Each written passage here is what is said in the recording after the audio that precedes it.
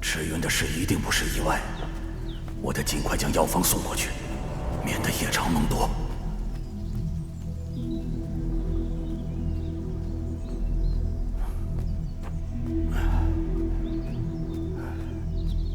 少剑主行色匆匆，是要去往何处？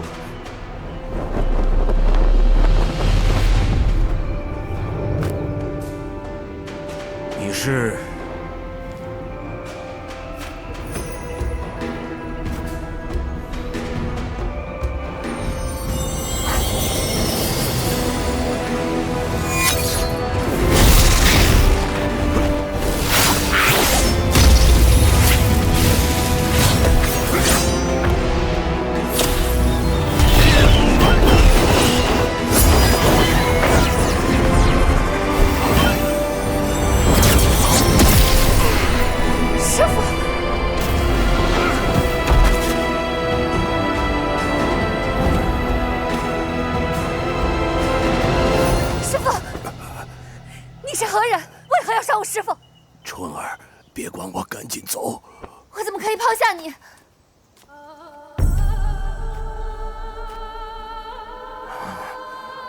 只有道具，才能成为真正的道具。初次见面，你可以叫我鬼牡丹。鬼牡丹，你竟然没有死！纯儿，赶紧放信号弹！公主想好了吗？西方桃，你和鬼牡丹究竟想要做什么？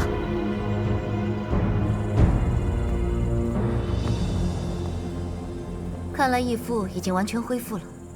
刘远背叛了我们，中毒者也被唐丽慈转移到了剑王城，就靠这些黑土里根本就不够。义父还没有放弃主人的任务，听说青铜树已毁，主人的计划失败了。难道义父不想要自由吗？自由？能够决定自己命运的自由。为什么需要自由呢？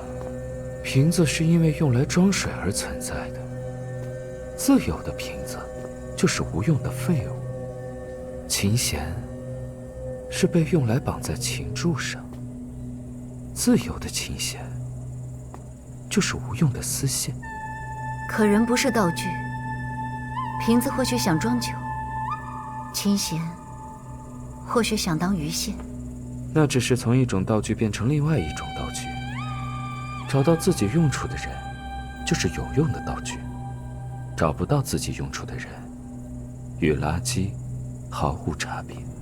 死过一次，我才明白，只要主人还活着，傀儡就始终是傀儡，即使有了思想和感情，和道具又有什么不同呢？与其讨论虚妄的自由，义父不如直接告诉他要做什么。我需要更多的结晶。唐丽慈总是在坏我好事。义父在西风园的布局并非完全无用，赤云中毒已经耗费了唐丽慈大部分的精力，他一定会把联络刘演之事假手他人。无论那人是谁，跟着他找到刘演，总比跟着唐丽慈胜算大得多。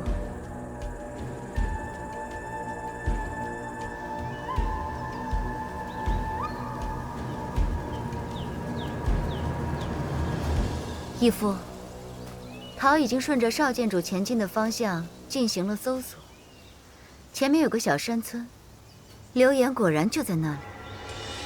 还是晚了一步，不行，西方桃背后是鬼牡丹的事，一定要让唐公子知道。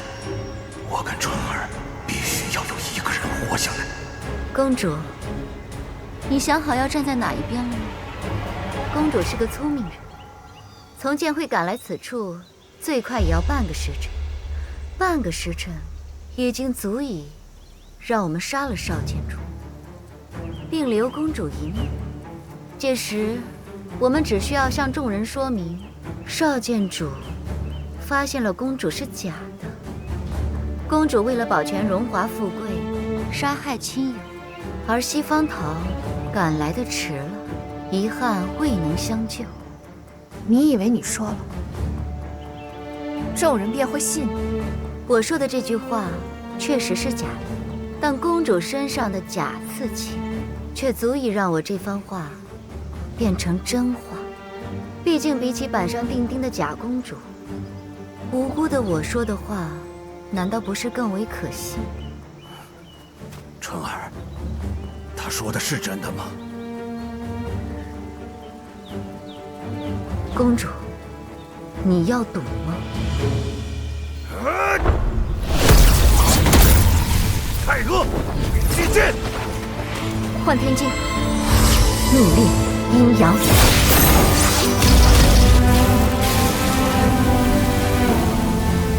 春儿，师父说过，哪怕付出代价，也要做个好人。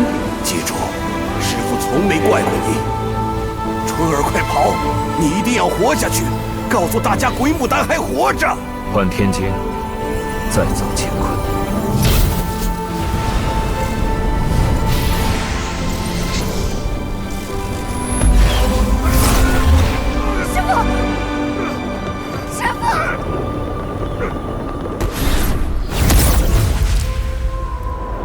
被幻天经所伤，世人只会当你死于往生卜。师父，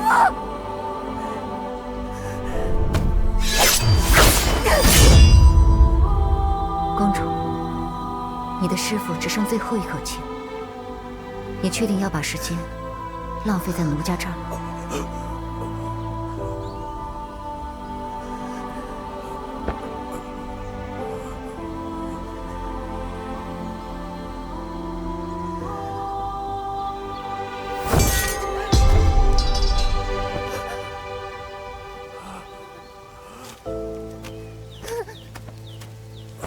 师父，师父，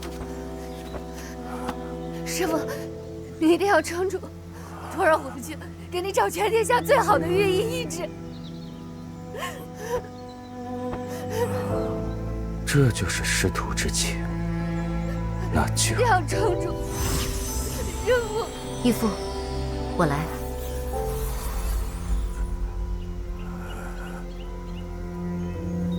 师父。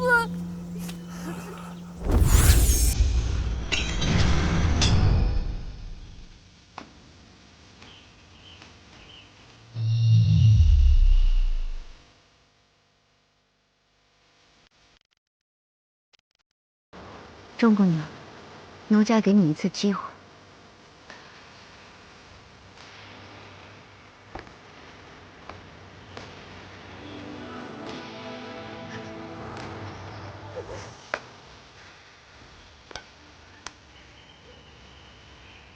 用这把剑杀了他，我就让你活。你死，两个人死，不如一个人活着，活着才有逆转的可能。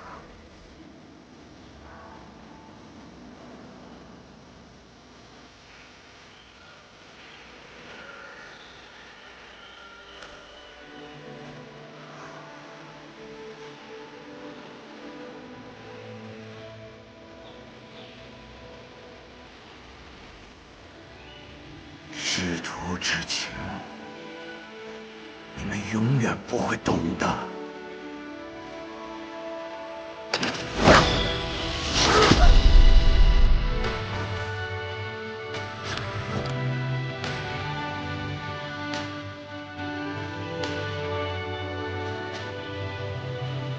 春儿，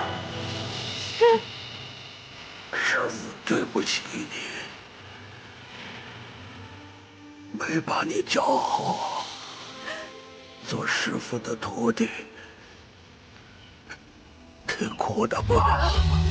师父，你是徒儿最好的师父。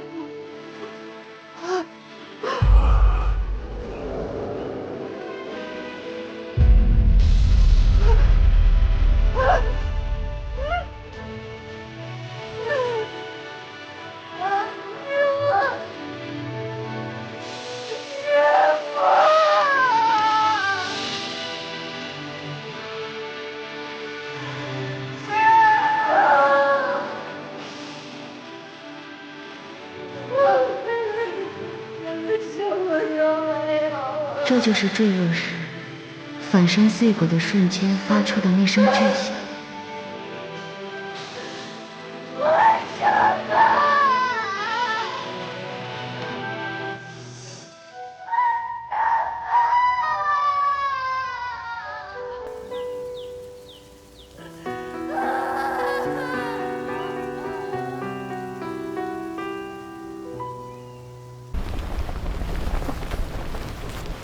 中原剑会前任剑主邵延平，平生致力于武林之和平与公义，德高望重，为吾辈之楷模。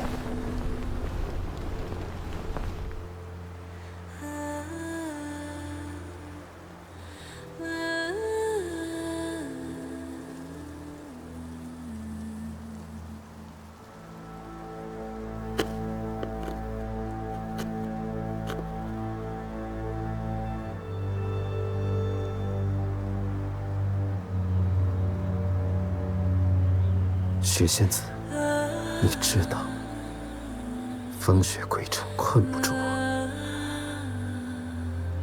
小狐狸，你我认识数载，我知道你想做什么。少剑主不会想让你去的。公主，朝廷来信，少剑主被鬼牡丹所杀。唐丽慈之前称鬼牡丹已被杀，可鬼牡丹如今再次现世，而唐丽慈又不知所踪。不免让人怀疑二者有所勾连。况此人所经之处，星鬼9星完之后，非但未止，反而风云再起，蔓延更甚。特令婉玉公主查清此事，必要时肃清揭秘，辅佐公主掌定剑会。公主要如何选择？他是最难缠的对手，而我只与胜者为伍。去中原剑会，祭奠少剑主。如今朝廷已经相信了西方桃的说辞，他还将邵延平的讣告传遍江湖，说葬礼之时要处决刘演。不偿命啊！跟当年方行者一样，这好端端的怎么就死了？我听说是刘演，他用解药当诱饵，把少剑主骗了出来，这才得手的。不过这个魔头的气数总算是尽了。放心，希望你只要抓到他呀，一定会替少剑主报仇。他知道你会救刘演，我没想过阻止你，只是希望你冷静想一想，他就是以此为饵，逼迫你前去。你这一去，就中了他的陷阱了。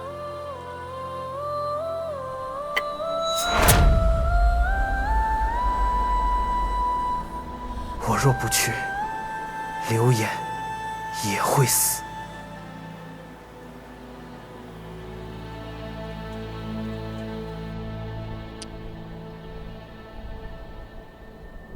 心这么乱，看来你都知道了。知道了。那你可知道唐丽子保护刘演的原因？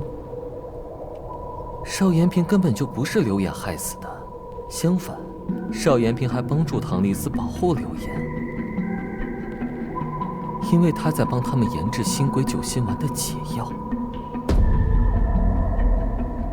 哼，你在想我为何告诉你？因为我很好奇你会怎样选。我要走了，我得去帮我的朋友。那我得提醒你一句，你可以走，但是只要你去了，这最后一颗宝珠，还有惠娘的尸体，你就再也拿不到了。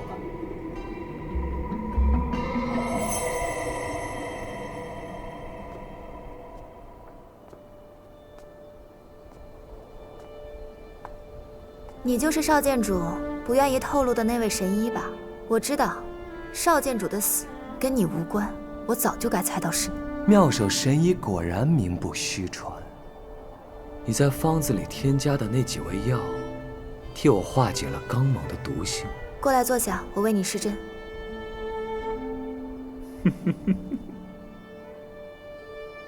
我知道你在想什么，可是就算你死了，唐丽慈还是得回来参加少剑主的葬礼。西方桃的陷阱不会因为你死了就失败。那就这么乖乖的给西方桃当诱饵，眼睁睁地看着唐丽慈因为我被西方桃算计吗？你觉得以唐公子之能，还有什么事情是他不知道的？只不过分为他不想让你知道，和他想让你知道这两种。诱饵，只有在猎物没识破猎人的意图时，才是诱饵。你若是比他聪明，就应该赶紧过来解毒，别等到时候解药还没制出来，你就先死了。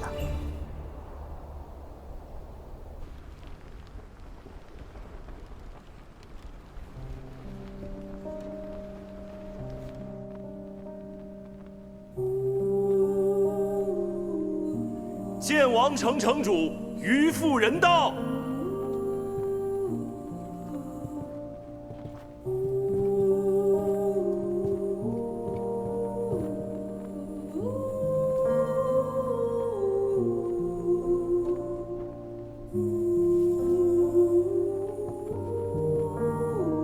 殿下，除了过丧，公主不可出丧服。今日我不是公主，你不用护卫我。若是父王知道了责罚，我一人承担。臣是。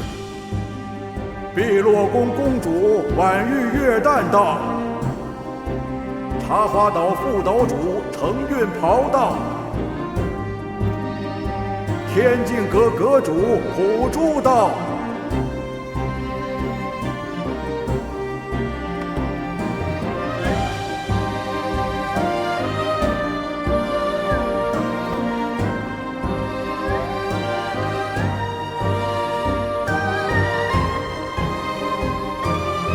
有劳普珠先生为少监主念经超度。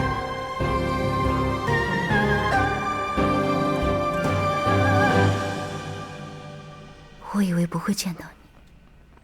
行当行之事，无忧无惧。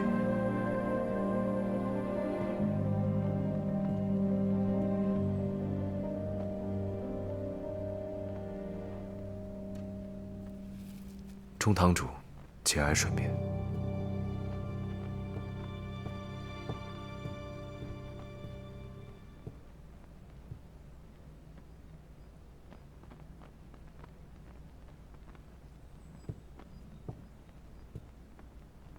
唐丽慈聪明绝顶，恐怕不会来了。今日如此重要的日子，唐公子身为剑会之主，怎会不来？唐丽慈再有重要的事，也应该来呀！这可是少监主的葬礼。他这与理不合，成何体统？今日为何不来呀？就是，少监主对他不薄啊，他怎可如此啊？是啊，诸位稍安勿躁。唐剑主日理万机，分身乏术，我替唐公子向诸位赔不是。诸位，今日你我齐聚于此，是为了祭奠剑会之主。少剑主在外出途中遭到了鬼牡丹的袭击，不幸身亡，实乃武林之丧，江湖之悲。我等应继承少剑主遗志，清除风流殿，诛杀鬼牡丹，为少剑主报仇雪恨。诛杀鬼牡丹！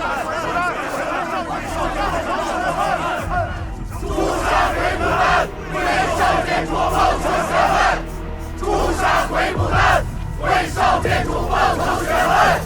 诛杀鬼牡丹！为少监主报仇雪恨！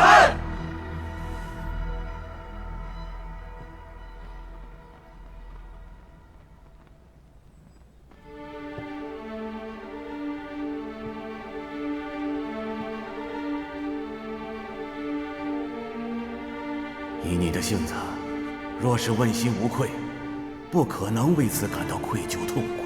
一时糊涂犯了错不可怕，但你要认错呀。钟姑娘，奴家给你一次机会，用这把剑杀了他，我就让你活。师父对不起你，没把你教好。师父，是徒儿无能，徒儿对不起你。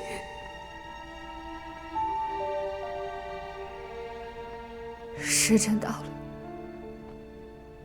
凤冠。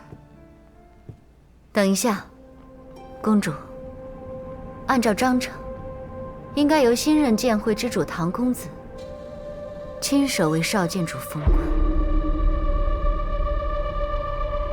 难道要为了等一个人，害我师父错过入土为安的时辰？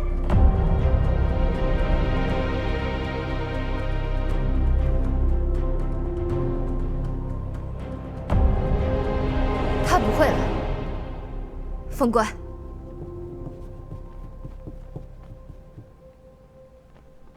唐公子，千万不要来。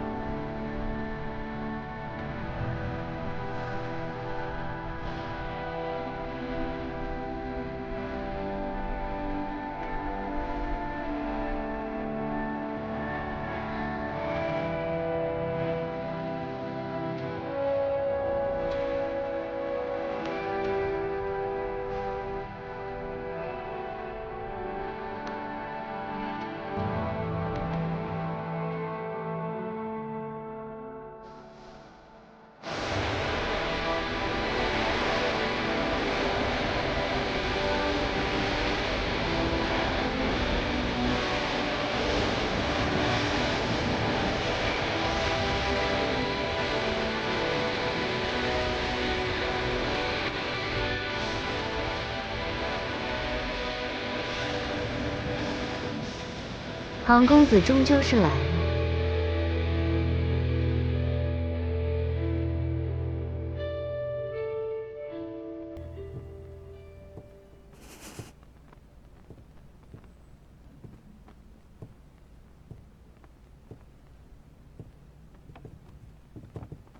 唐监主来的可真是够迟啊！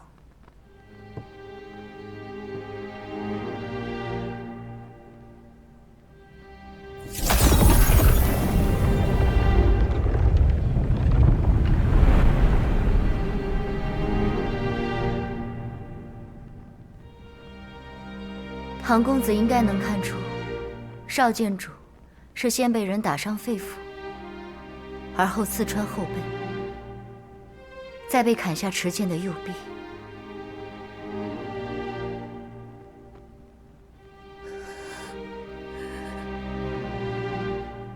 道主，你为何要选我？唐公子，中原剑会将会迎来一位智勇双全的天降神兵。唐公子，邵某这次准备的还可以吧？少剑主的准备确实出乎唐某意料。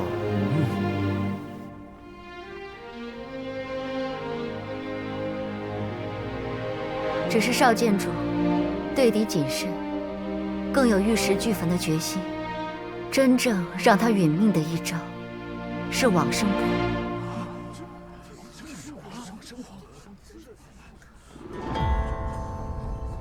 此时3位剑主皆可作证。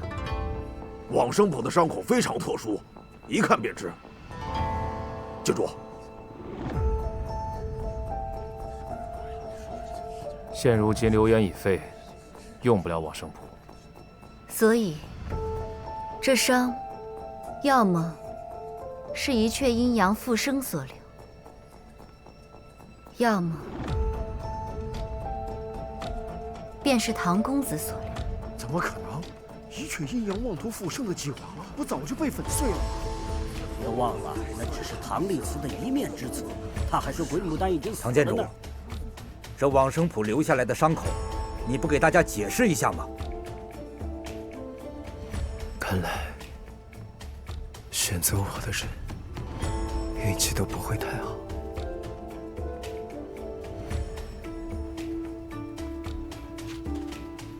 不过，你放心，杀你的人，我会让他百倍奉还。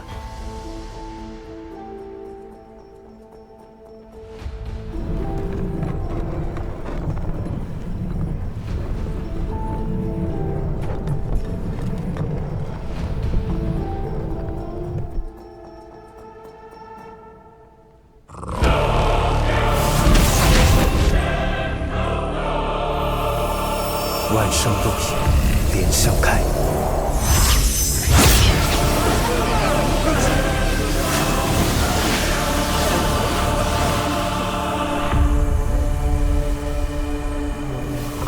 这一战，你若不用幻天经抵挡，只会当场毙命。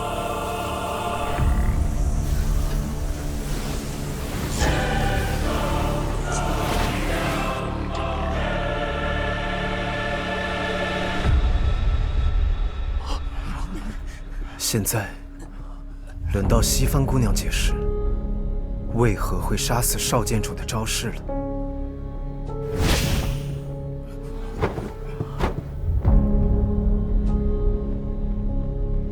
幻天经竟与往生谱几乎一样。西方姑娘为何不事先说明？难道少剑主的死跟西方姑娘有关？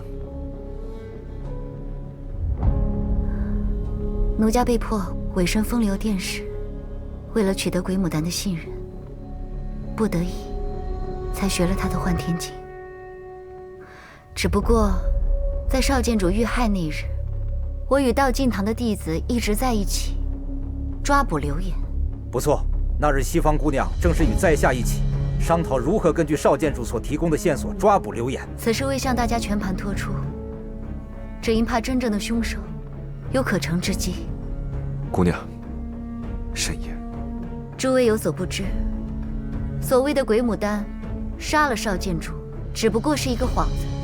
若我直接说出杀害少剑主之人就是唐丽慈，他还怎敢出现在这里？鬼牡丹是一阙阴阳的傀儡，而唐丽慈就是一阙阴阳，幻天经与往生谱一样，就不足为奇。那也不能证明少剑主就一定是被往生谱所杀啊。是啊，那就要问问会往生谱的唐公子，为何在剑主选举期间频繁离开剑会，与风流殿的祸首刘演在一起，直到被少剑主撞破，少剑主预感自己会遭灭口，才将刘演的位置告知于我。有人闯进来了，是唐丽慈，是唐丽慈，唐丽慈劫狱来了！同志们快查，拦住唐丽慈！阿爷，我来救你。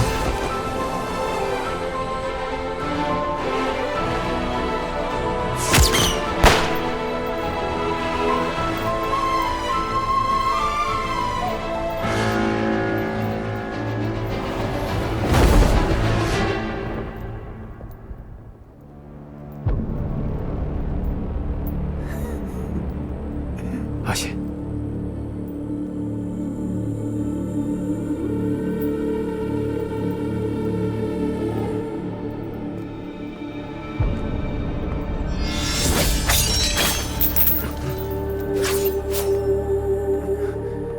阿爷，知道是陷阱，还来救我呀？啰嗦，起来。一桃三色。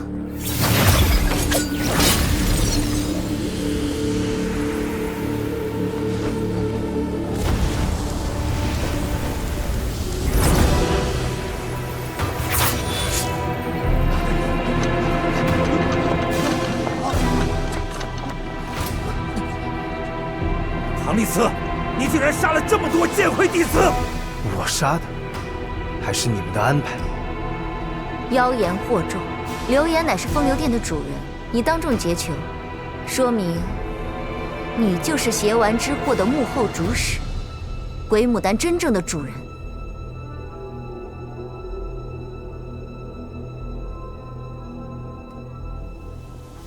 很好的推测。他竟然承认了！西方桃，你一个想要自由却不知道自由为何物的人，比鬼牡丹更像鬼。你可知幻天金一统往生谱，可以将他人的功力悉为己用？他没有告诉你，你真是可悲。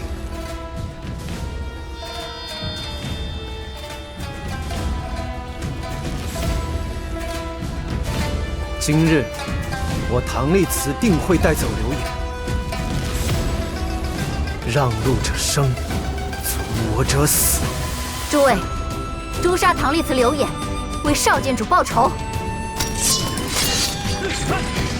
被人愚弄而不自知，愧为剑会中人。这一击，替少剑主教你们。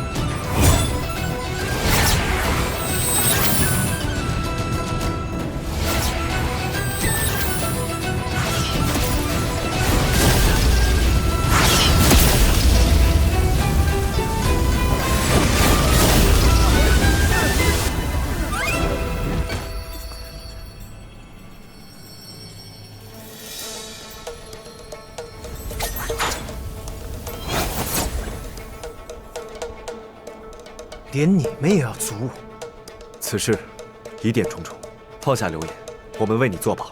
蒲珠，若说当时还有一人能做出新鬼酒心丸的解药，那此人只会是刘演。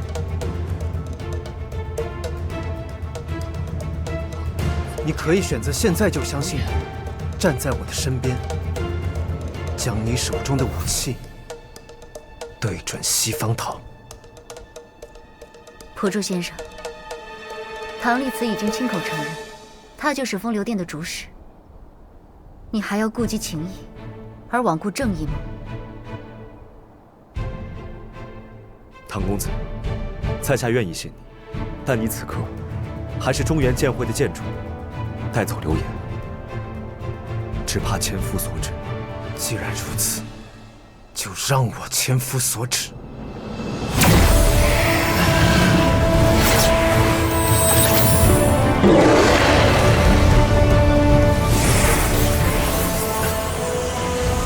他内伤发作，现在便是最好的时机。大家随我一起诛杀唐立慈。唐公子小心！兰丽，我死有余辜，为救我而送命，不值当。知不值当，我说了算。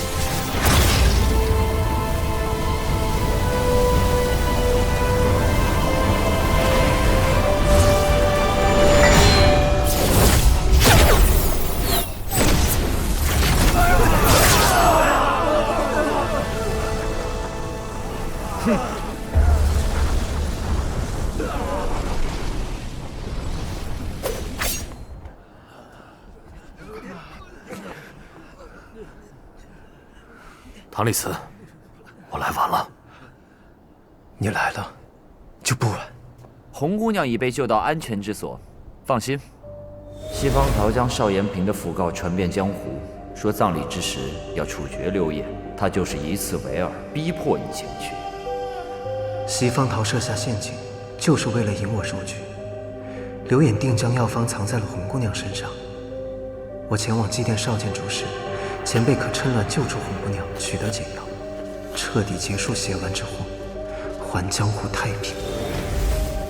师父，你们快走，一起。师父，放心，小石在，剑会没事。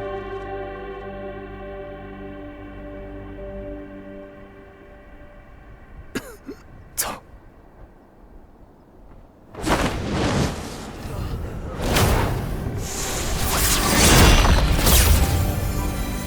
雪仙子，你确定要与诸位同道作对吗？山人没有想好，但是山人倒是有些想笑。幻天惊不去怀疑，西公主的身份不加以警惕，鬼牡丹的弟子也不足以遭忌。你们这帮堂堂正道，以这样的人马首是瞻。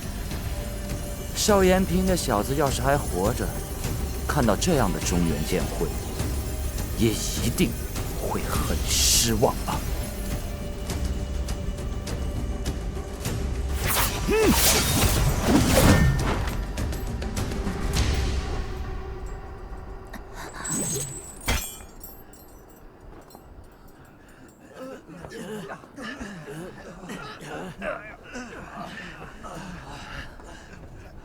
各位剑主，家师急召我回茶花岛，今后恐怕不能再与剑会同行。走了。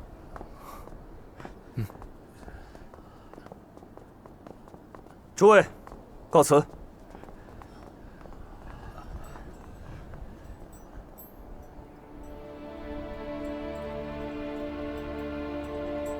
珍重。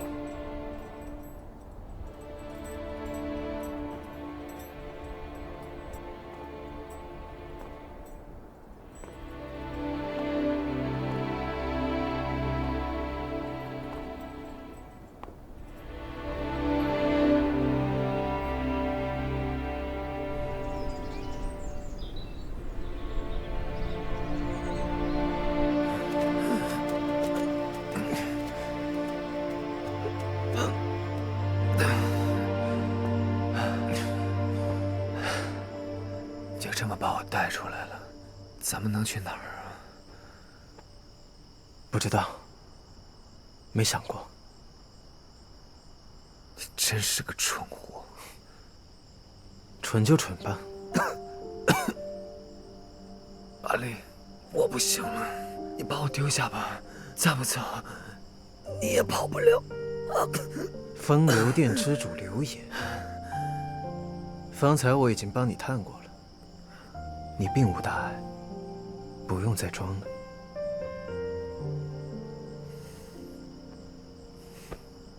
你这都看出来了？我可不是风流殿的，我是周地楼的。你这么一说，我都想小腹了。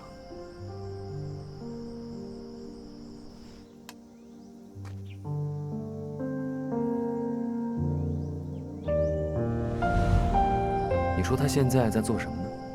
小腹一向不喜欢争斗，只喜欢做菜。说不定，现在正在哪个酒家里面做着大厨。他的酒家，生意一定很红火。是啊，可真像他会做的事。你说，他若是知道我将心经剖出救师兄，会不会很生气？但或许他会更生你的气，以后再也不给你做酸汤鱼了。啊，真是要命！我最爱吃他的面了。这么多年了，好想再尝一尝。他一定会恨我变成了一个大魔头吧？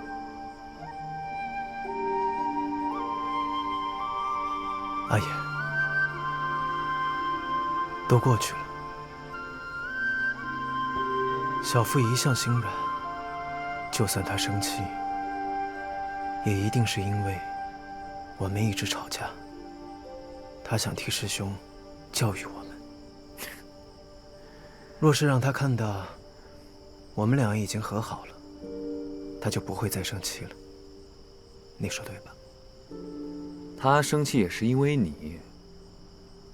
没事跟我吵什么架呢？你这个没良心的！啊，你的名字可是我给你起的。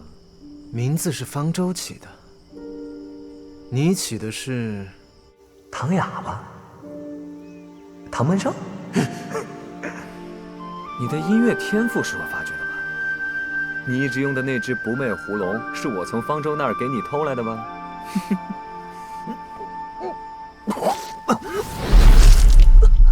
阿爷，起来！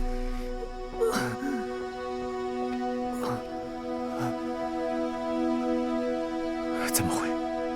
方才我已经检查过，怎么会这样？可是大魔头，他们怎么会放过我？不过，我把解药的秘方藏在红姑娘身上了，西方桃她不知道。不对，行了，你不要再说话了。方子我已经拿到了，等找到小夫，我们再想办法。阿离，我有话和你说。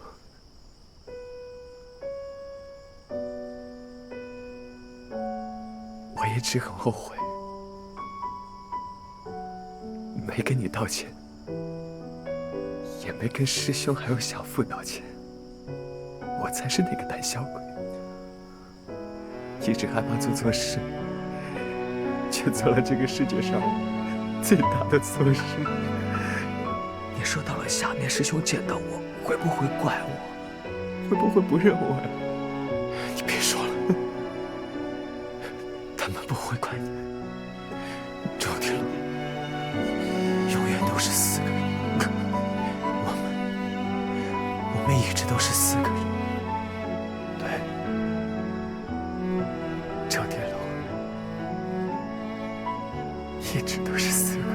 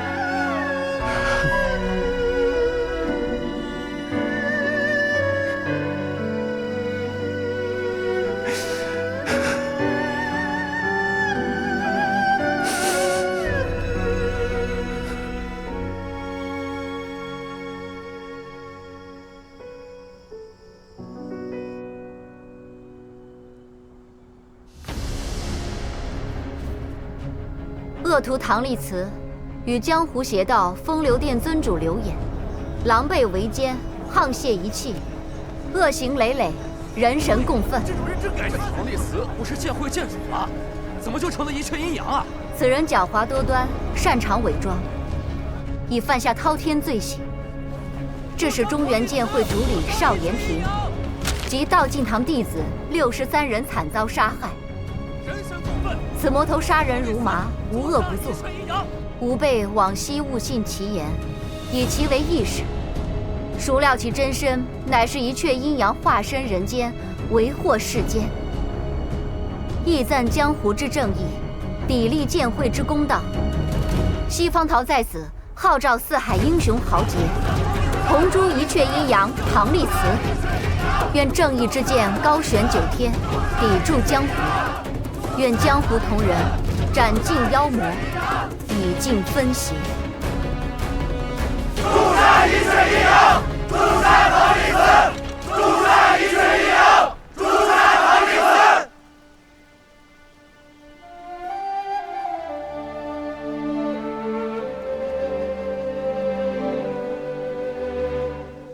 师傅，声音轻些，不要吓跑我的鱼。哎，你是不是觉得他们这样对唐立慈，心中悲愤，前路茫茫，不知该如何是好了？世人所见，常随时局而变，侠者当以身作则，行正义之事，怀仁爱之心，唯有如此，方能化解怨恨，重塑信念。弟子受教。只是江湖眼看又要风波再起，唐立慈被四处追捕，又不见了踪影。榆木脑袋。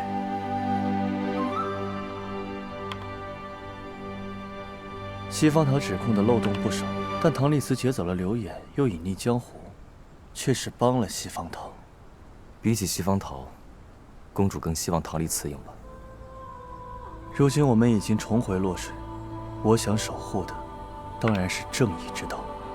佛祖保佑，让我的孩子降生在一个太平的世道，让一阙阴阳早日伏诛。普珠师兄，这是中原剑会来的信，想必是有其事。唐丽子，你到底躲到哪里去了？为什么不出来解释？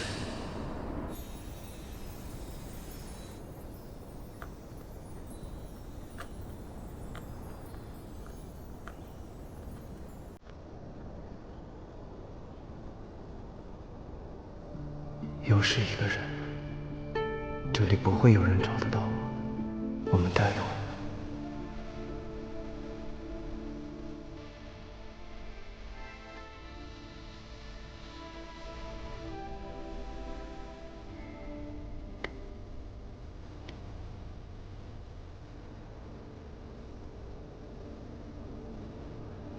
赤云，我的伤已经好了。今日，我想陪你多喝一杯。你不是整天说着自己是天下第一吗？12饼的油污弄脏衣服，仍是你洗。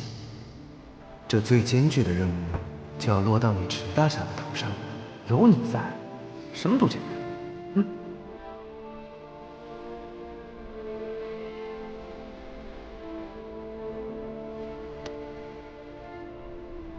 老狐狸，今日你怎么不说话？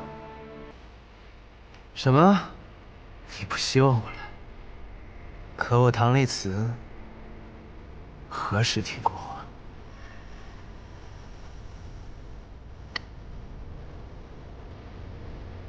你呀，你不要把自己逼得太紧，也不要想把所有事情都一个人承担。有人同行总比孤身一人要好。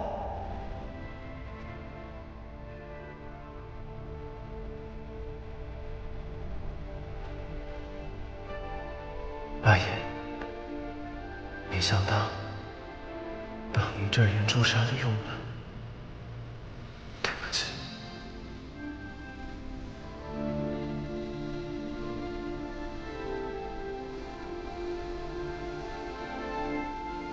只能如此，你不要怪我。对不起，是我太过自负。对不起，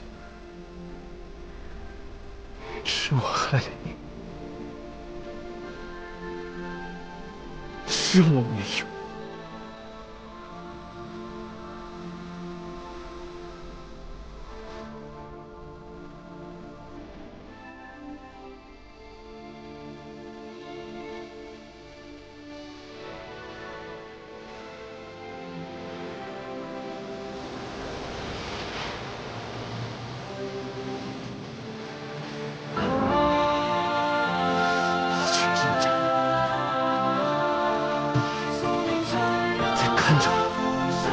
是天人境先舍弃了神州，现在却要让神州为他们的愚蠢和傲慢付出代价，为什么？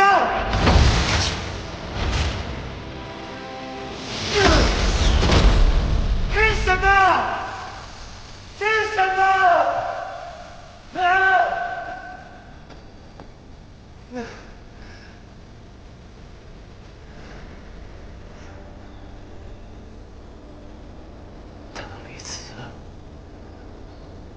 你当初为什么要来神州？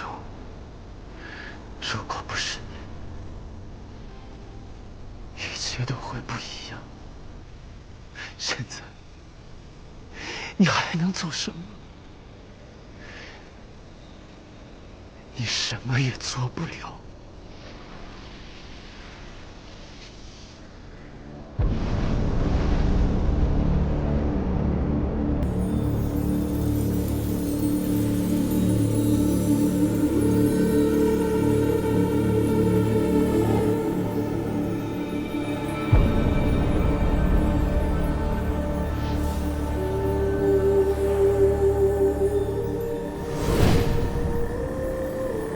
为什么？记忆里的壁画与现在的壁画不一样，是壁画自己改变了，还是说，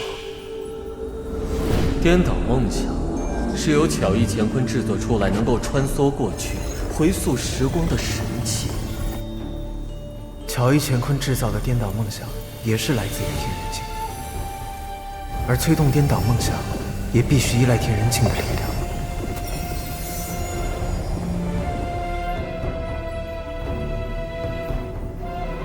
可习古银镯终究能量有限，住手！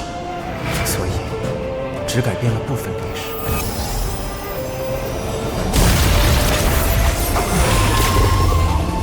而我经历了那么多事情，已成为真正的天人。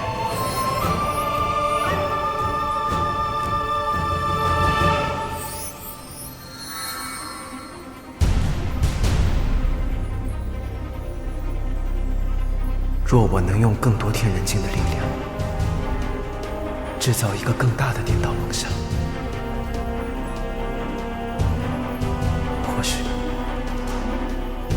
或许以前还有转换的机会。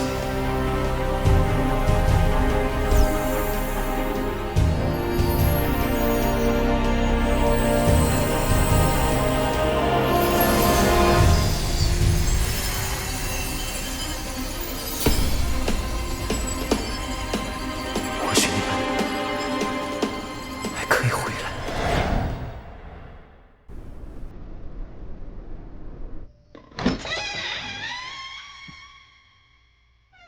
公主，西方姑娘说少剑主的房间要尽快清退出来，另作他用。少剑主的遗物，本宫知道了。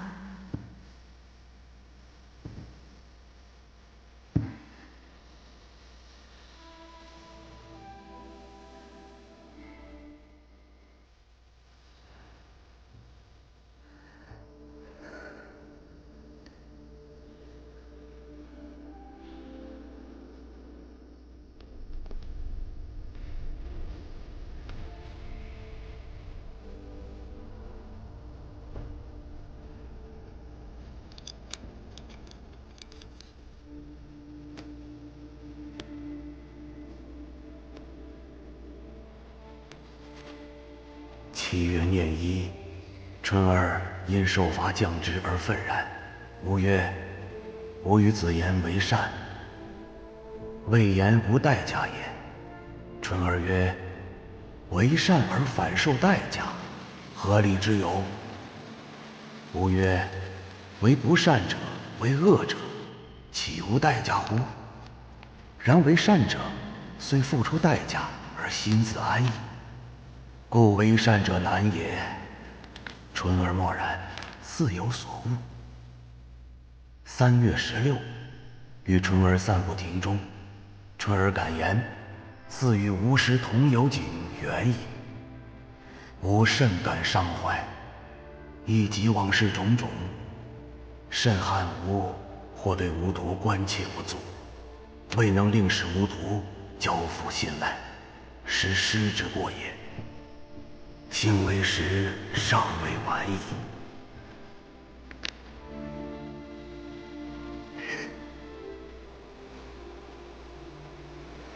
春儿，来喝茶。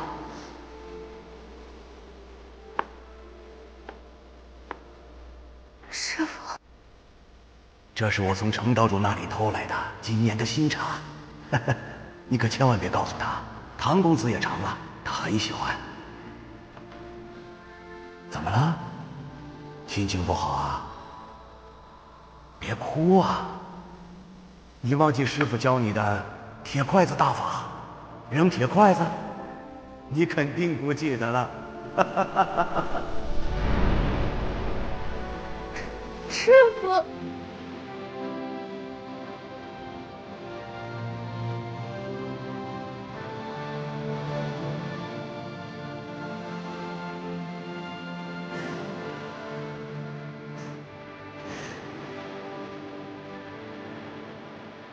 中原剑会的钟武侠一直都是我的朋友，只是我现在才明白，他不想当钟武侠，更不想当中原。你既然已经不愿意做回当初的自己，那你又何必执着于用以前的身份来粉饰渐行渐远的初心？唐公子可还记得我们第一次见面的时候，那时你对我是什么想法？好一个英姿飒爽的女侠。现在呢？还是吗？伤口并不可怕，让人感到害怕的是疼痛，但人不能因为疼痛便不去处理伤口。我现在就入宫，向母后澄清这一切。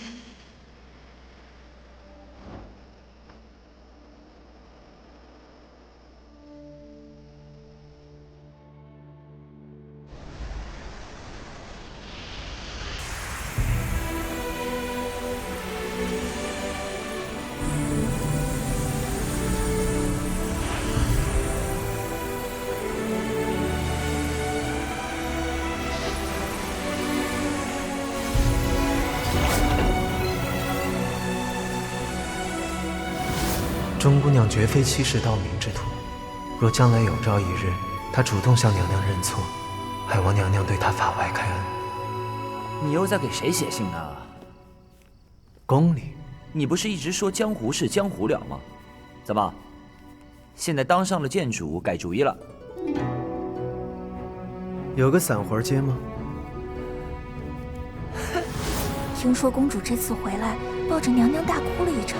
还日公主进京面圣，将少剑主葬礼所闻禀明圣上后，娘娘破了这么多年的不涉江湖之约，赐她宁国公主的封号，统领江湖群侠。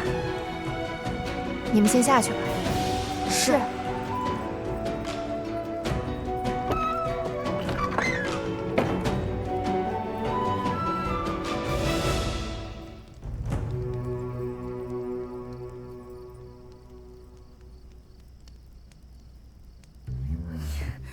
哎呀，行了，把你扭捏的姿态收起来吧，真让人受不了。妹妹，哎呀，别拉我！你以为我想？还不是小狐狸让我扮成这样来找你们。他说让我来拿药方，找你们会合。宫里规矩森严，外男不得入公主寝殿，委屈前辈了。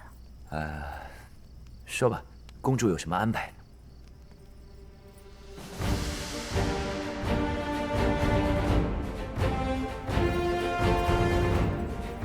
一阙阴阳之乱后，朝廷久不涉江湖之事，然今贼人险恶，竟渗透于我中原剑会，杀无先师。今剑会人心不齐，四分五裂，天下局势危在旦夕，此乃圣上所不愿见也。贼人之行，犹剥寻乱匪，实为天下之大患。是故皇帝特亲封吾为宁国公主，令吾平定邪佞，还江湖以太平。望天下同道，共扶正义，协力除奸，共创安宁之世。是。替我转告天庆阁诸位长老，普珠将重入剑会，以中原剑会客座之首的身份，为剑会筹划。师父，唐丽慈已经将新阁酒新丸的解药交给了公主，弟子可否以茶花岛的名义，全力声援宁国公主，帮助唐公子的朋友们将解药运往各地？解药已经运到，后面派发之事便有劳于城主了。我们还要与雪仙子前辈将剩下的解药运往下一个码头。好，诸位，此去定一帆风顺。送行。我相信邪不压正，当初我们的选择不会有错。毕竟她是唐丽慈。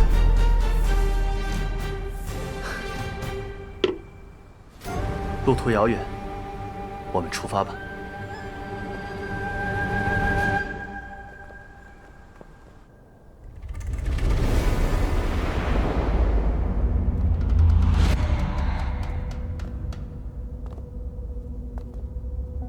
这青铜树竟然又活了，他为什么要叫我来这里？你可知，幻天金一统往生谱，可以将他人的功力悉为己用。这件事，鬼牡丹未曾告诉你吗？你在担心什么？担心中春季反咬你一口，担心你女侠的地位付之一炬。你焦虑又着急，你急着想赶回中原剑会，为自己争取些什么？义父真是聪明绝顶。若是现在公开中春季是假公主的消息，一切都还有转圜之机。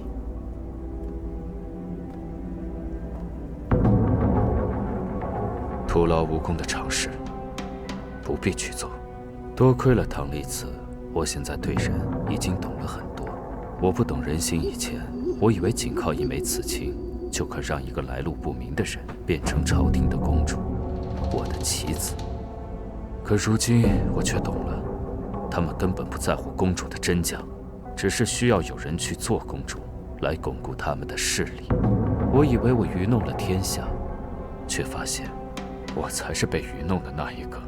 人会说谎，也会装傻，这恰恰是人心最险恶的地方。义父，陶想跟你讨一样东西。讨什么？自由。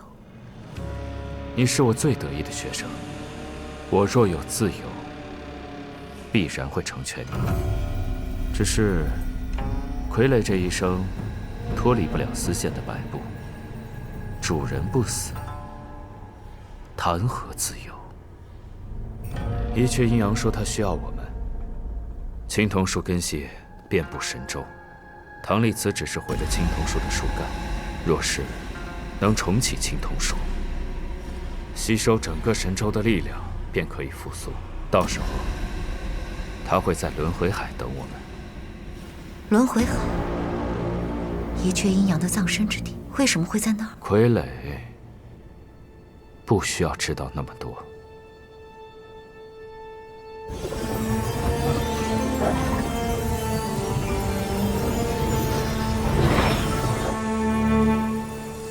终于完成。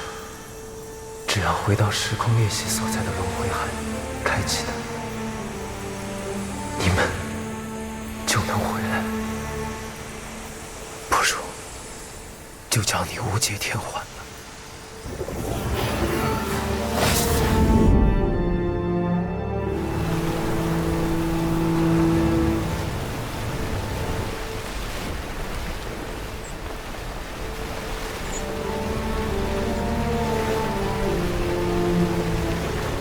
这里便是轮回海。传说中上古大帝收集这世间的苦楚所铸就，同时又是时空的最为薄弱之处，一般人根本无法进入，而夜魔只会出现在这里。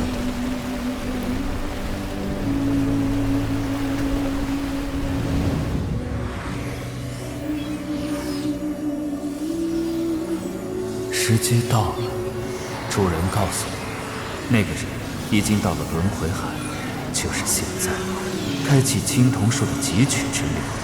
这20年积攒的黑土里，终于要发挥作用了。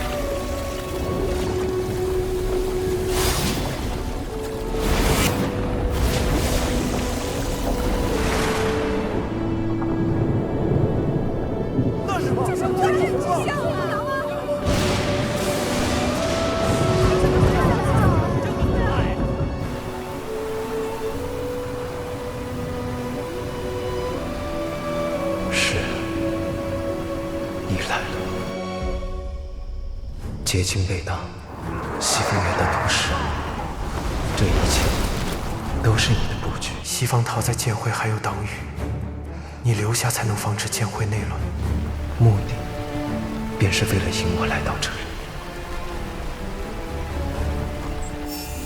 看来壁画上记载的并非是过去，而是未来。你我会再次相见。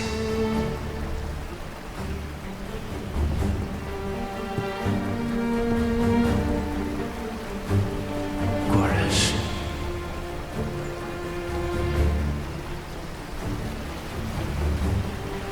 剑会守备森严，西方桃伪造的求救信是怎么送出剑会？到达火云寨弟子手里。刘演的藏身之所，我只对少剑主提起过，却并未在意。那时，你也在。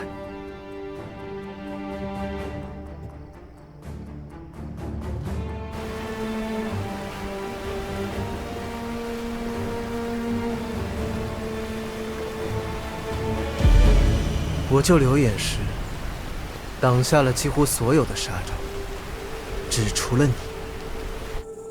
你来帮忙时的那一招。你们快走！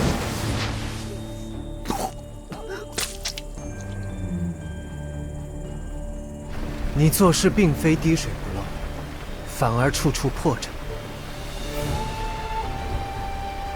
可我始终都不愿意怀疑到你。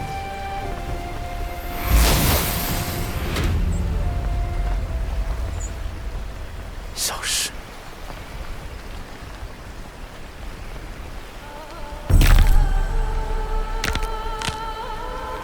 师父，假的东西怎么能骗过你的眼睛？我的确是小石，但我也是夜魔，这两个都是真实的我。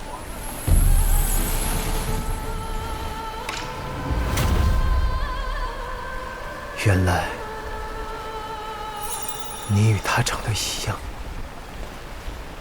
因为他是我的傀儡。设计让鬼牡丹将我夺舍，只是你的第一步棋，而让我成为小石的方舟，以人性本善教导你，感受七情，从而苏醒成为夜魔，则是你的后手。师父，你说对了，坐下吧。前路尚远，我们还有时间说说话。师父，你知道吗？徒儿真的从心里崇敬你。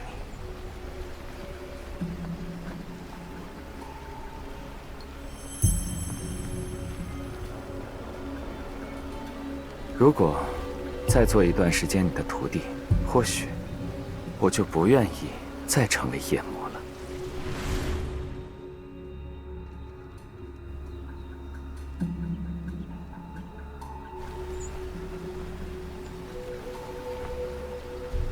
师父在想什么呢？我在想，若是以一阙阴阳、比肩神明的能力来行善的话，这个世间会变成什么样？这也是方舟一直在思考的问题。在骊山遇见我时，他看见了我的金铜额印。当时他无法确定我是否是一阙阴阳，可他还是将我带回了周地楼，以人之初，性本善教养。也是因为他无私的爱，这个世间多了一个唐一子。这是他给我的第二次选择。既然你还能再唤我一声师父，那我便如方舟一样，也让你再选一次。夜魔也可以继续做小石，而不是一阙阴阳。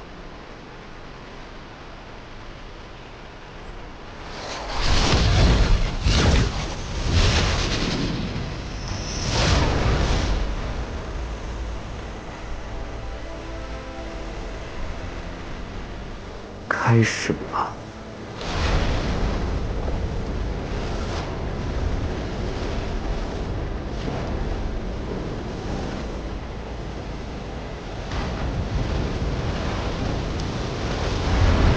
你让我守护苍生，师父你怎么这么天真？你看，人心善恶交织，命运反复无常，并不因你我缘起，也不会因你我而改变。你想拯救苍生，却被当成怪物；我欲毁天灭地，却被奉为神明。善恶交替并存，亘古不变，这才是世间的真相。跟我的选择有何关系？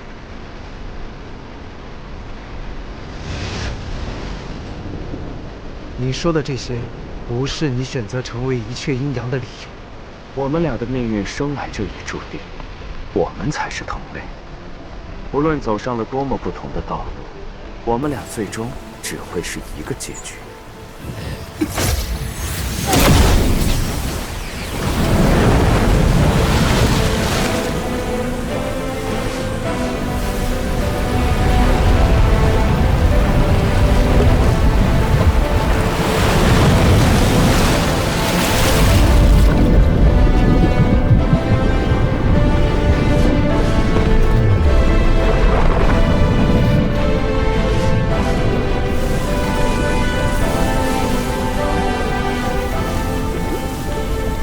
师傅，你什么都好，就是太天真了，天真到现在，对人的情感还抱有幻想。师傅追求的善良，只不过是镜中花，水中月。要是你知道徒弟我做了些什么，你是不是就不会那么天真了呢？你要做什么？不妨让我来猜一猜。你借鬼牡丹的幻天晶融入青铜树，以此来运转黑土里，作为青铜树的养料，催动青铜树向虚空生长。你真正要做的，是以青铜树为媒介，汲取神州之力，让青铜树与虚空之上的玄术连接，从而让天人境再次现世。唐丽慈，你拦不住青铜树的生长。痴人说梦。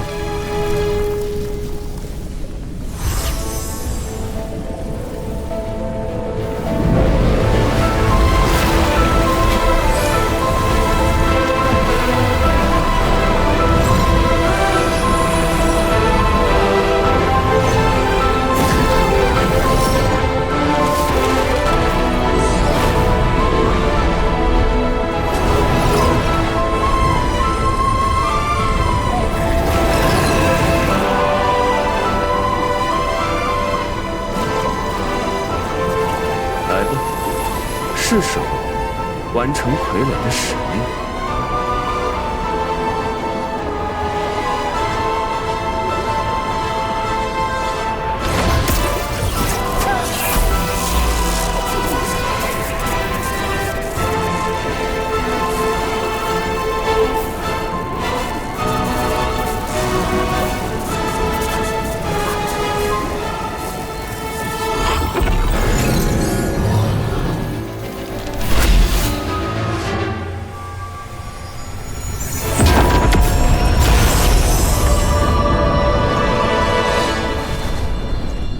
师父真聪明，我所做的一切都被你猜到了。虚空之上灵气枯竭，我们的族人深受天人五衰之苦，所以他们才将我送往神州，为的就是今日。为了结束天人五衰，不惜牺牲整个神州，当初天人境自己犯下的错误，如今却要用神州的生灵来弥补。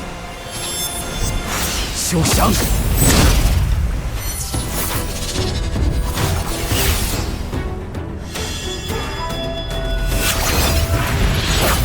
用这个污秽邪恶的世界，换天人境重回神州，让他们摆脱生死轮回，获得永生。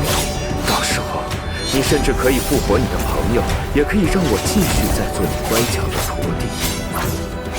这样不是很好吗？这世间的确有许多邪恶，但也有很多东西值得去珍惜。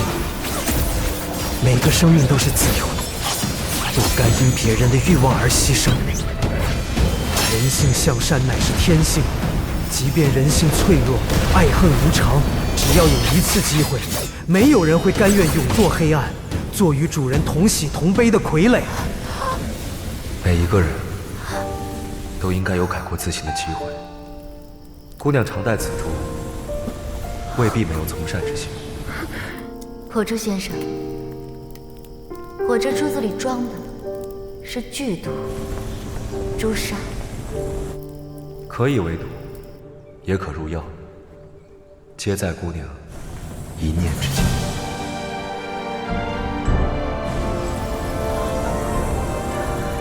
光明诀，星罗棋布。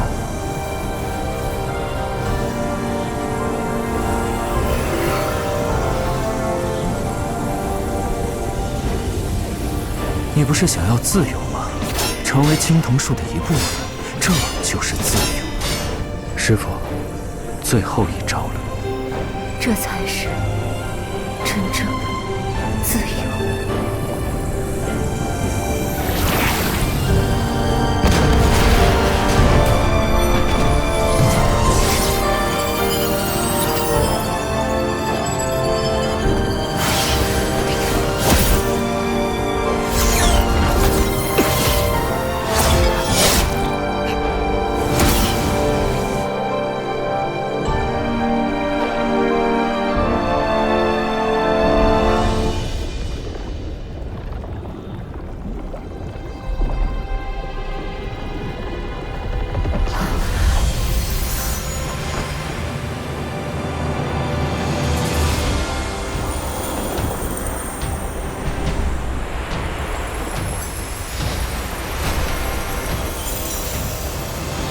一桃三色，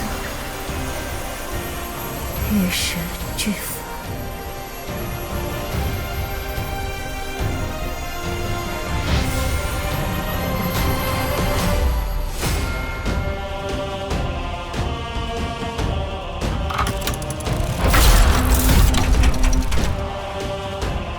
原来是这种感觉。就叫你小葵吧。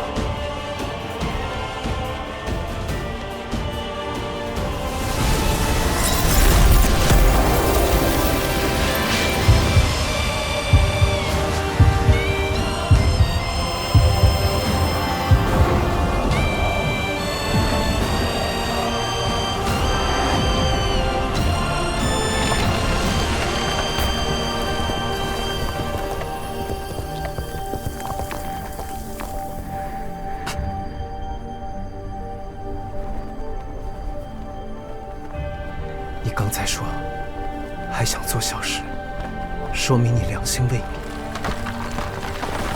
放下仇恨，不要推倒它。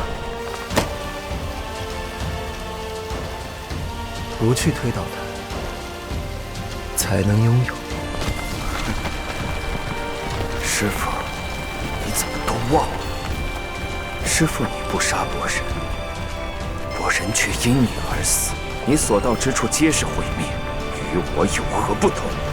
我只想活。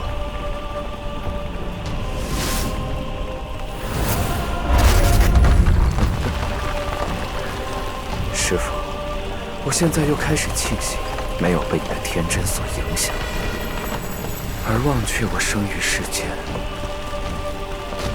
最重要的使命。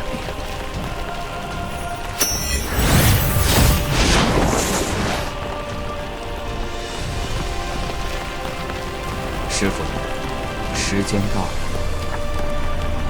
你来此与我相争，本就在我谋算之中。你我同为圣子，唯有两股天人境之力交汇，方能引动青铜树，牵出虚空之上的玄术，令那天人境重临世间。我要的可不只是神州之力，我要的是你的力量。青铜树已经与我彻底结合，万物即我，我亦万物。现在整个神州都将是我的。师父，来吧，和我一起见证天人境重回神州。快走！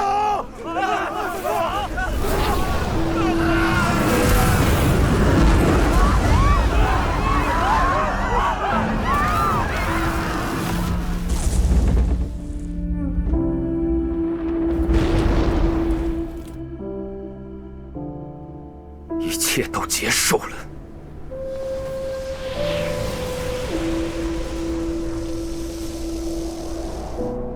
是啊，结束了。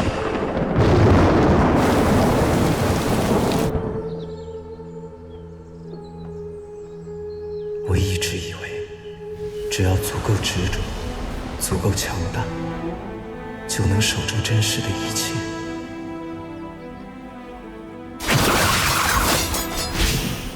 可是到最后，我慢慢发现，我做不到。出发，剑王城。我放不下你们。沙城很漂亮，他玩得很开心。等他回家的时候，他很舍不得，因为这沙城不属于他，他带不走。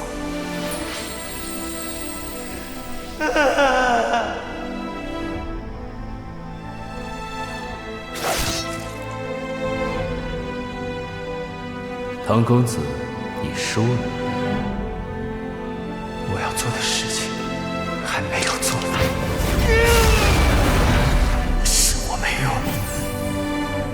你在做什么？这半部往生谱本来就是你的，也算是无鬼原主了。不，你快住手！传功已经开始，现在要是停了，我不就成了方舟的下场了吗？你比我更清楚。不，这一半往生谱，现在至少能保住你的性命，它至少能让我有时间想办法救你。但若是现在你还给我了，那不，六爷，你不能这么做。阿离，我是万灵魔神，我可以用自己的身体培养药液，制作星龟九星丸，所以鬼母丹毁了我所有的经脉。但是我还有一条他们知道，就是我的心脉。阿离，我这辈子输了，输得很完全，所以你一定要赢，带着我的那份一起赢回来。以前我什么也不想输，什么也不想失去，我想留住所有人，想改变一切的结局。可越是想拿起，失去的就越多，所以不如放下。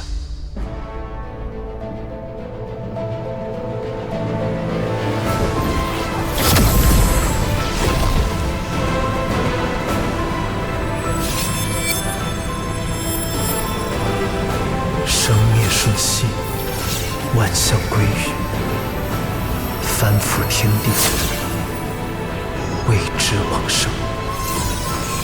往生谱，轮回。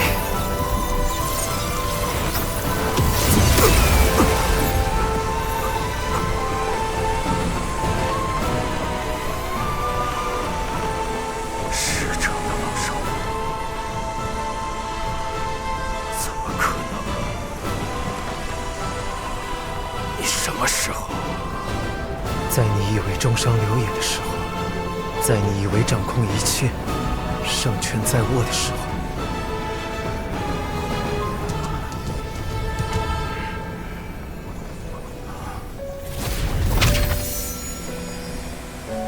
人间繁华如朝露一时，失去了才遗憾伤怀，爱恨在瞬息流转。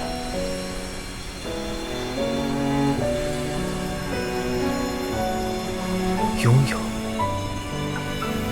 才刻骨铭心。那我就教你三字经：人之初，性本善。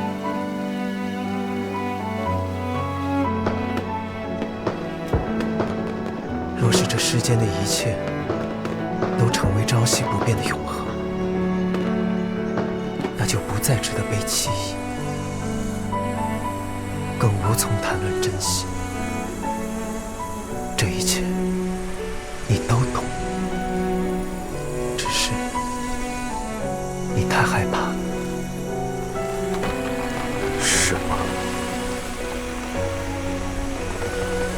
那之后我会到哪里？你对神州有眷恋，下次再见，会是个凡人。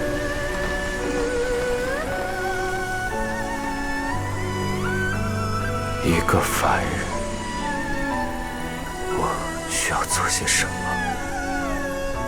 你只需要按着心意成长、生活，自由自在地过完一生。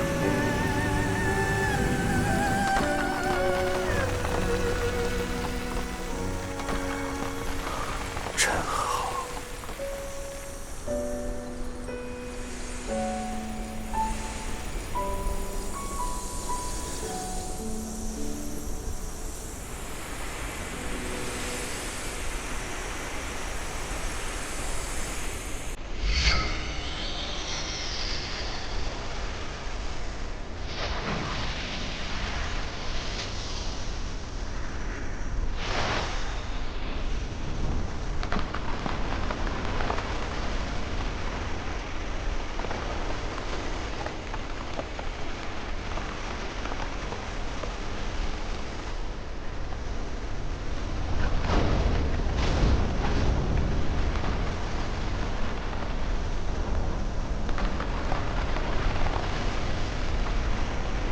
阿丽，你都想清楚了？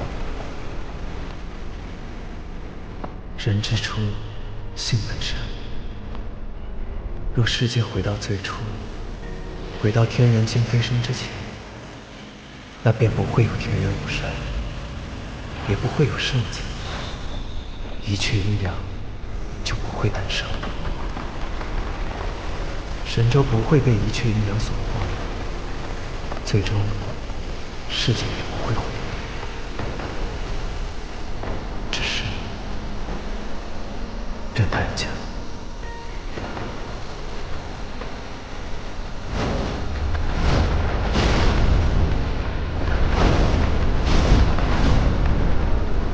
其实我那日何等愉悦若是，无论这个世界怎么改变，无论未来的岁月如何变迁，我希望那些不在意的人，那些曾经与我并肩作战的朋友，能过上平静、幸福的生活。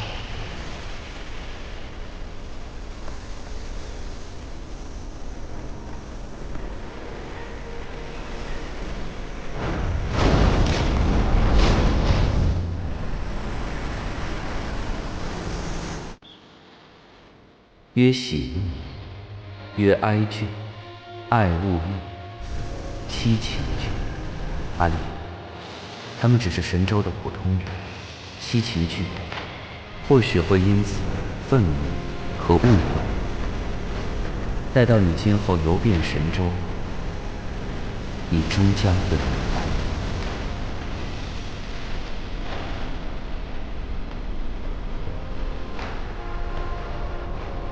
这里天地最普，是天人境内唯一能看到星星的地方。你看，星星可以看到每个人的命运，也包括你腹中孩子的命运。我没有看到。为什么？看了便生天之心。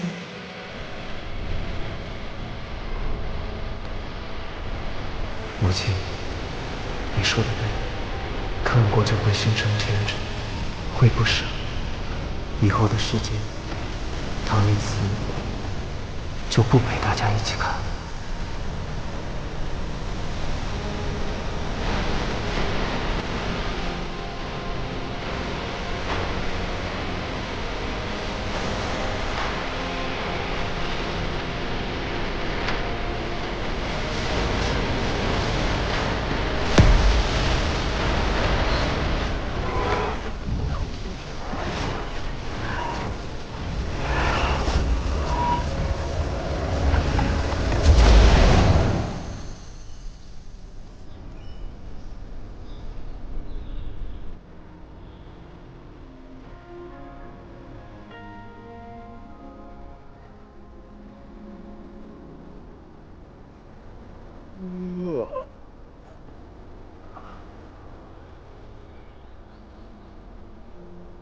怎么回事？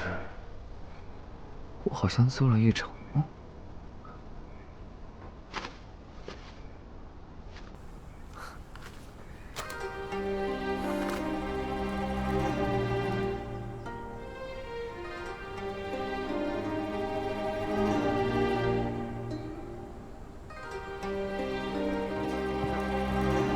来，这是你最爱吃的蒸二糕，多谢阿兄。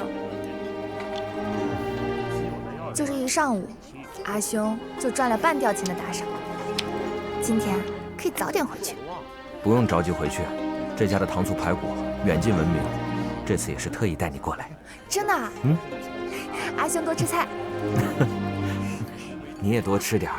嗯，来，吃菜。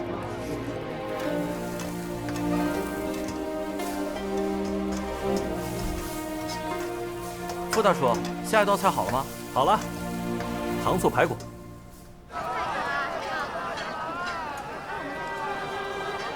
池云，能不能别跟着我？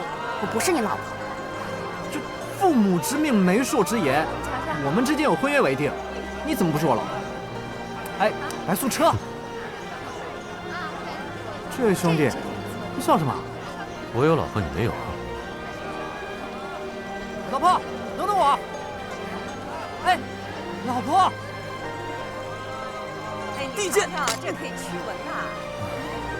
出来半年了，一点长进都没有，连把地剑都拔不出来，难吗？这很难吗？赵城主，是啊，此行该回剑王城了，不然城主会担心的。知道了，撤！装什么装？哎，师兄，我拔出来了。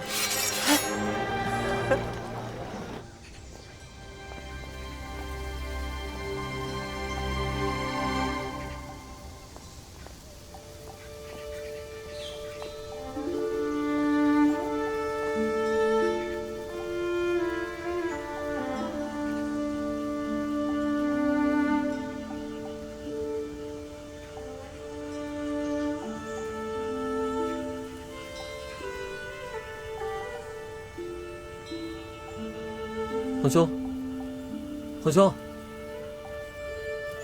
走吧。天玄禅师还等着和你下棋呢。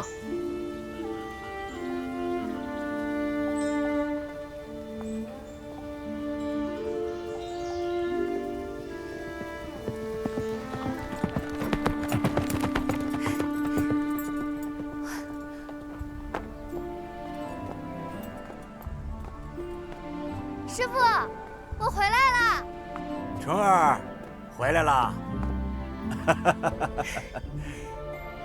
挺好的啊。那是当然。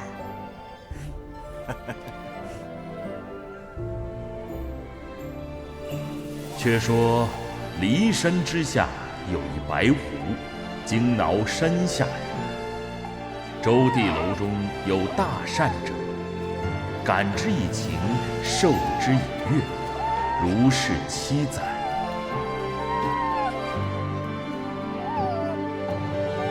小狐狸。忽一日，云蒸雾涌，一白龙乘风扶摇直上。又4年，人间灾殃，狐龙面善，以身为法，逆转乾坤，觅于众生之间。